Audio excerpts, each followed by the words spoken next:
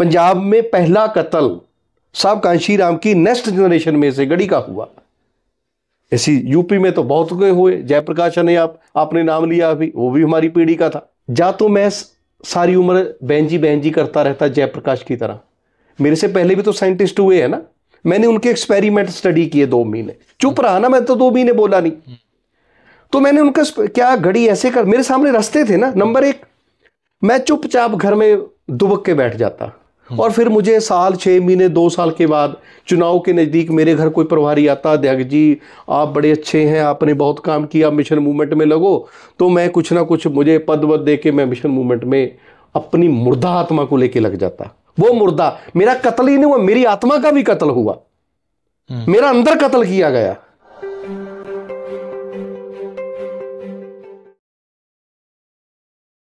नमस्कार, स्वागत है आपका डीएनएन हिंदी में। मैं हूं वैभव कुमार। मेरे साथ हैं बहुत ही खास मेहमान जसवीर सिंह गढ़ी साहब।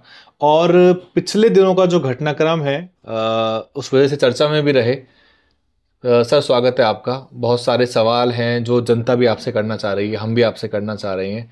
अचानक से चीज़ें बहुत तेज़ी से बदली हैं पिछले दिनों। कौन सी तारीख को आपका निष्कासन हुआ था?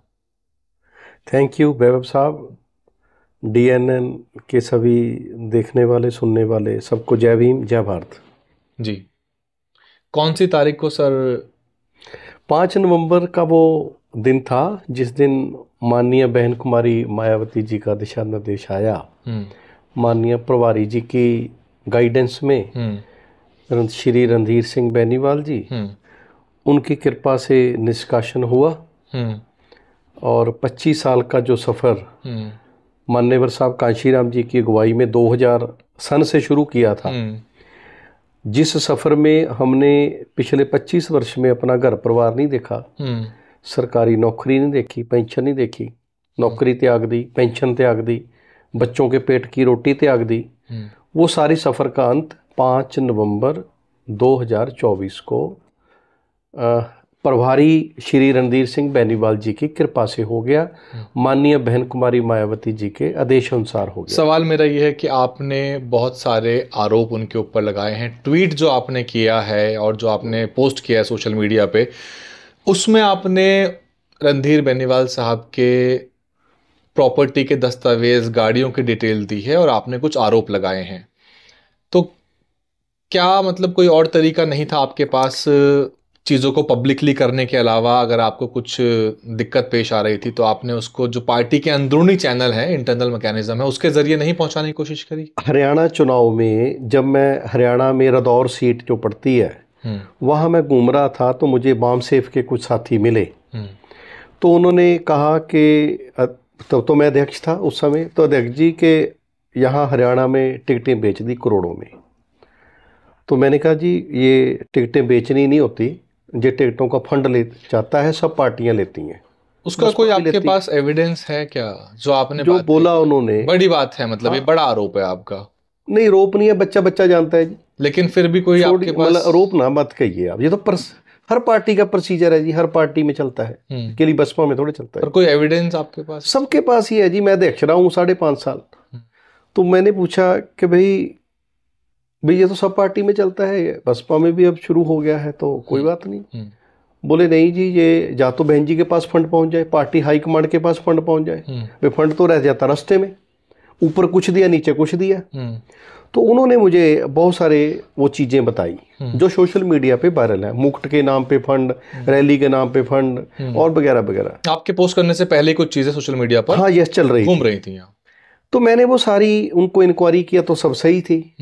तो फिर मैंने उनसे बात करी, मैंने कहा भाई ये बोले ये तो आपके कारण हुआ गढ़ी साहब, यू आर रिस्पॉन्सिबल। मैं कहा हाउ आई एम रिस्पॉन्सिबल? बोले जी पंजाब में आपके एक प्रभारी के मुंह में खून लगा दिया,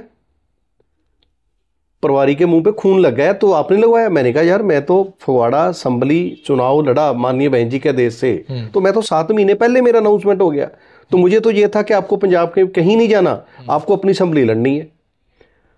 तो सारी की सारी टिकट इन्होंने फाइनल करी। बोले जी ये नहीं हमें पता। मैंने कहा ठीक है जी। तो मैंने और जांच पंजाब वाली करी।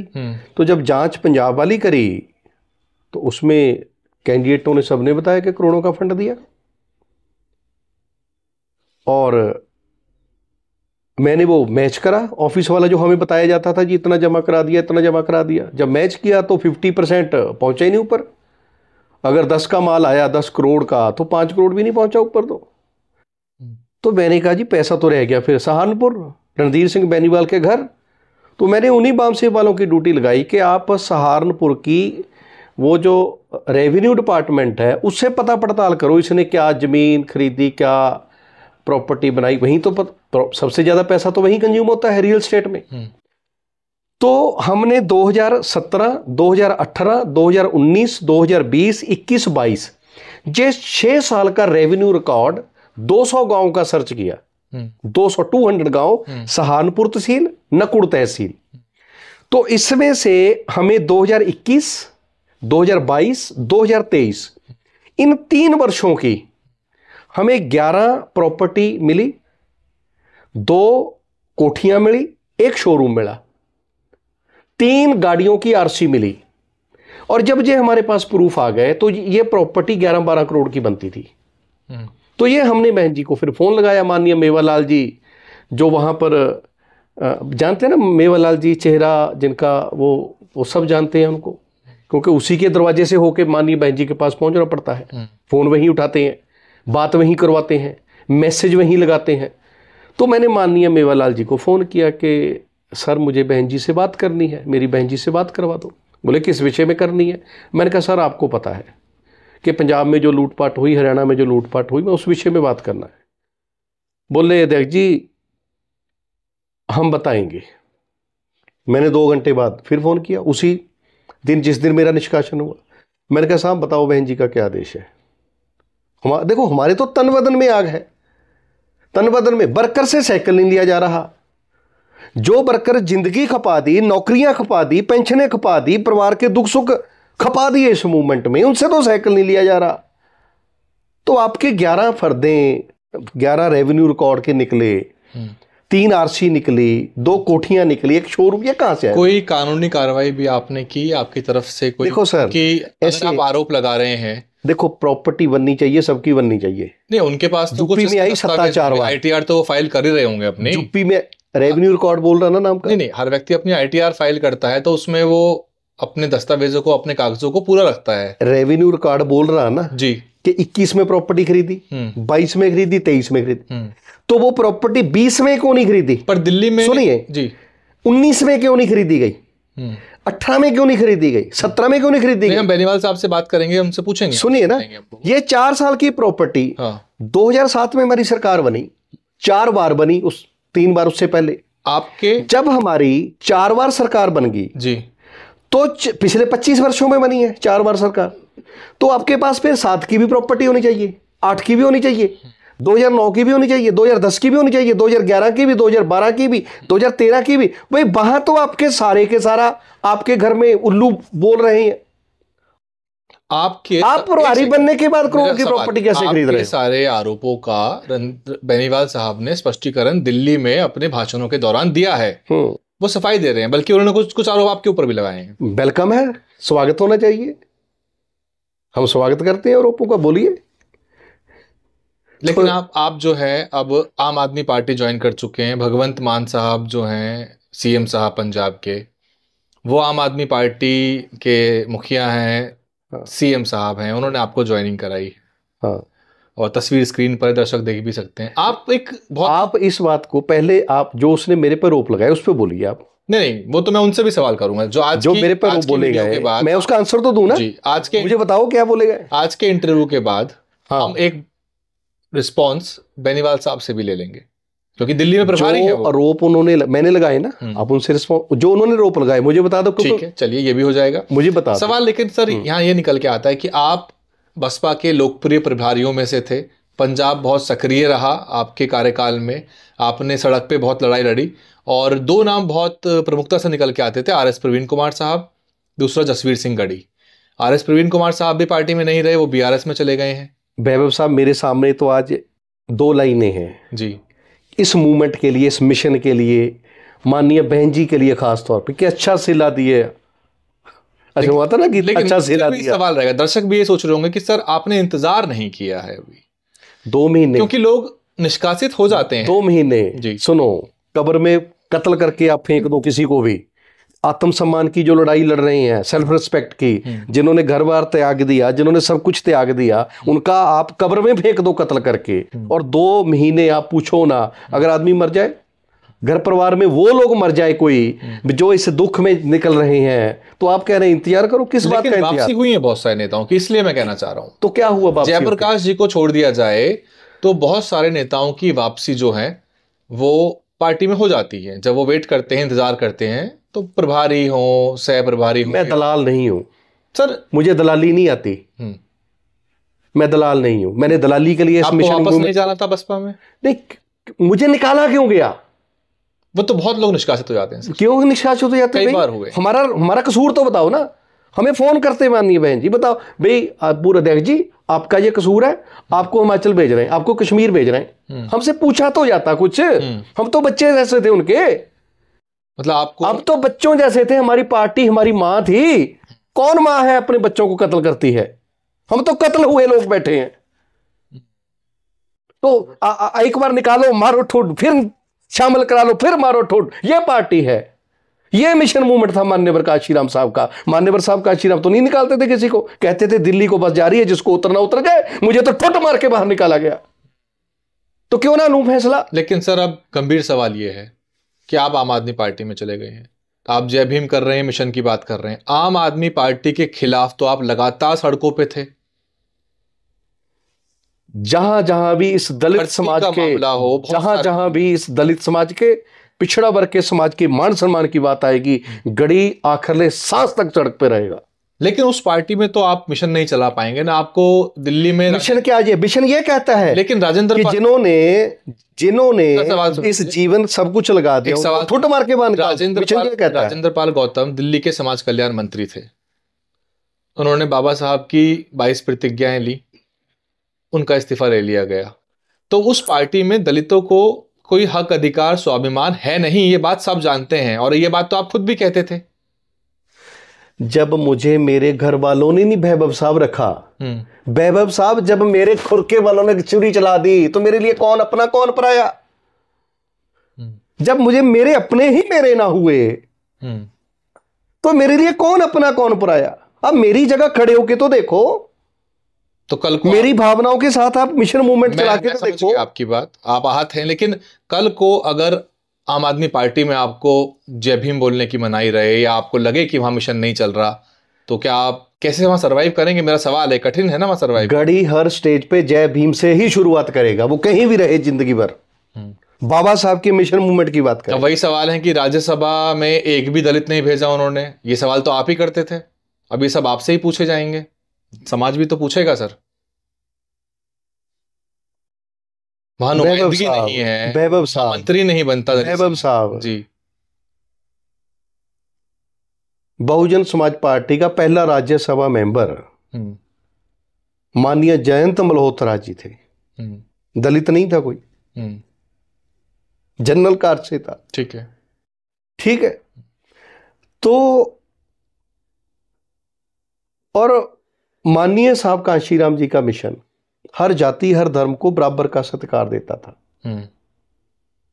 सभी को लेते थे, सभी को हम उनका देखते रहे जीवन भर।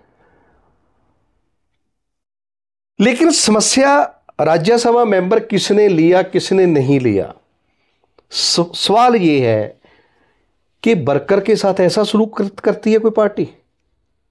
क्या ये इन्हीं बर्तावों के कारण आज पार्टी 1.5% 2% पे नहीं पहुंच गई, 4% पे नहीं पहुंच गई? क्या इन्हीं कार्यशैली के कारण आज मान्यवर साहब कांशीराम के मिशन के मूवमेंट बड़े निकाले गए?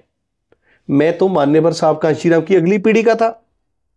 पंजाब में पहला कत्ल साहब कांशीराम की नेक्स्ट जनरेशन में से गढ़ी का हुआ। ऐसी यूपी में तो बहुत हुए, जयप्रकाश ने आपने नाम लिया अभी, वो भी हमारी पीढ़ी का था। क्या आप तो बदले की भावना से गए हैं कि बसपा का 5 साल, मेरा सवाल 6 साल नो वैभव साहब, मैंने वो देखा कि जा तो मैं सारी उम्र बहन जी करता रहता जयप्रकाश की तरह। मेरे से पहले भी तो साइंटिस्ट हुए हैं ना, मैंने उनके एक्सपेरिमेंट स्टडी किए 2 महीने, चुप रहा ना मैं तो 2 महीने बोला नहीं। तो मैंने उनका क्या घड़ी ऐसे कर, मेरे सामने रास्ते थे ना। नंबर एक, मैं चुपचाप घर में दुबक के बैठ जाता, और फिर मुझे साल 6 महीने 2 साल के बाद चुनाव के नज़दीक मेरे घर कोई प्रभारी आता, अध्यक्ष जी आप बड़े अच्छे हैं, आपने बहुत काम किया, मिशन मूवमेंट में लगो। तो मैं कुछ ना कुछ मुझे पद वद दे के मैं मिशन मूवमेंट में अपनी मुर्दा आत्मा को लेके लग जाता। वो मुर्दा, मेरा कत्ल ही नहीं हुआ, मेरी आत्मा का भी कत्ल हुआ, मेरा अंदर कत्ल किया गया। तो फिर मैं दूसरा रास्ता था कि माननीय जयप्रकाश जी की तरह मैं गली गली घूमता रहता। बसपा के लोग सर, जा मैं माननीय चंद्रशेखर जी की तरह पंजाब में कुछ अपना कुछ चला लेता। इसको भी लोग कहते हैं ये भी मिशन मूवमेंट है, ये भी मिशन मूवमेंट है। तो चौथा रास्ता, जिस आप माननीय राजेंद्र गौतम जी की माननीय मंत्री जी रहे दिल्ली, उसकी उदाहरण दे रहे हैं, जब मैं उसका रास्ता अपनाता। तो मुझे लगा कि पंजाब उसके हिसाब से, उसके हालातों के हिसाब से मुझे सबसे पहले मुझे खुद को कब्र से निकालना चाहिए। तो मैंने घिसरा रगड़ा और खिसका, तो मैं कब्र से निकलने की कोशिश कर रहा हूं, उस कब्र में जिसमें मुझे अपनों ने डाल दिया। मेरा सवाल है कि बसपा के लोग आपको बहुत मानते थे, बसपा के जो कार्यकर्ता, देश भर के लोगों को पता था कि जसवीर सिंह गढ़ी जो हैं वो एक बहुत ही सक्रिय युवा चेहरा है, और आप पार्टी को एक तरह से ज़मीन पे बहुत सक्रिय रखते थे। और आरोपों से तो खैर कोई भी बचा नहीं है, राजनीति में सबके ऊपर आरोप लगते हैं। आपने अगर एक उंगली उठाई तो 5-4 आपकी तरफ भी होती हैं। हाँ। बसपा के लोग तो अब आहत होंगे आपके जाने से, क्योंकि वो तो आपको एक अच्छे अध्यक्ष के रूप में देखते थे, सक्रिय। जैसे आरएस प्रवीण कुमार का लोगों को दुख हुआ, ऐसे ही आपका, उनको क्या कहना चाहेंगे? बहुजन समाज के लोग बहुत भोले हैं, बहुत भोले हैं, और वो लोग हैं जिन्होंने समय दिमाग धन दिया, बच्चों का पेट करके इस मिशन मूवमेंट को खड़ा किया।